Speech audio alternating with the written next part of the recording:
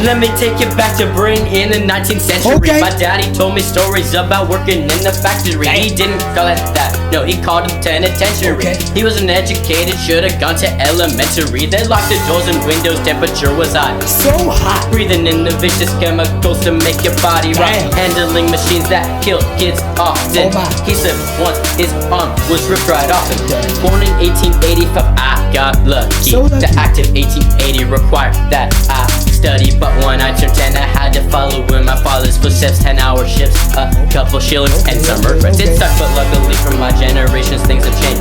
They beat my daddy like every day. The government just stayed out the way. I can count my blessings, I can also count every enemy. Poverty, my boss, and life expectancy. 3 years after the start of the 20th century, Okay. life was kinda dull and I needed some adventure Adventure for for me. me. I wasted my time, it made no downs running that factory. I knew I'd have to leave, or I too would become an amputee. My parents begged me to stay, but I needed to be free. To be free. The only way someone like me could leave this tyranny was if he became brave and signed up for the military. Okay. So that's what I did. I left behind my family. Yes, I left behind my family in the place I could home.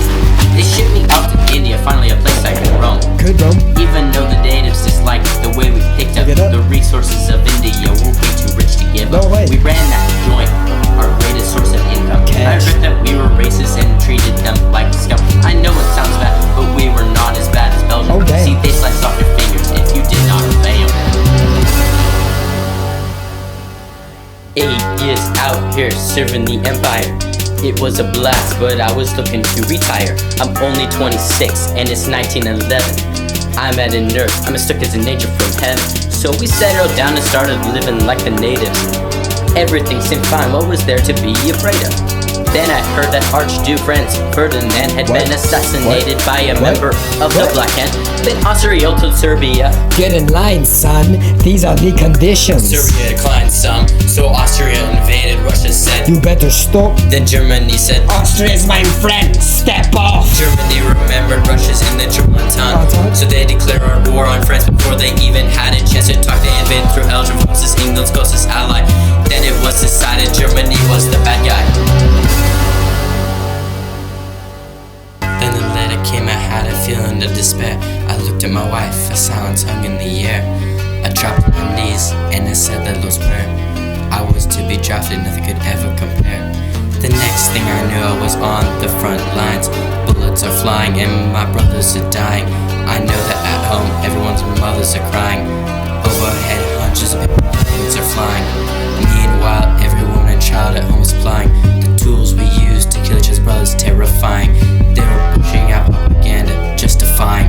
Told us we were fighting for honor, they were lying. The war was over on the 11th of November 1918, a date to be remembered. There were like 40 million deaths and many more lost their minds. At least this was the one to end war for all time. It would have been quite possible to have arranged a peaceful and honorable settlement between Germany and Poland. I have to tell you now that no such undertaking has been received, and that consequently this country is at war with Germany. Hitler would not have it. He had evidently made up his mind to attack Poland whatever happened. He can only be stopped by force. And we in France are today, in fulfillment of our obligations, going to the aid of Poland, who is so bravely resisting this wicked and unprovoked attack upon her people. I know that you will all play your part with calmness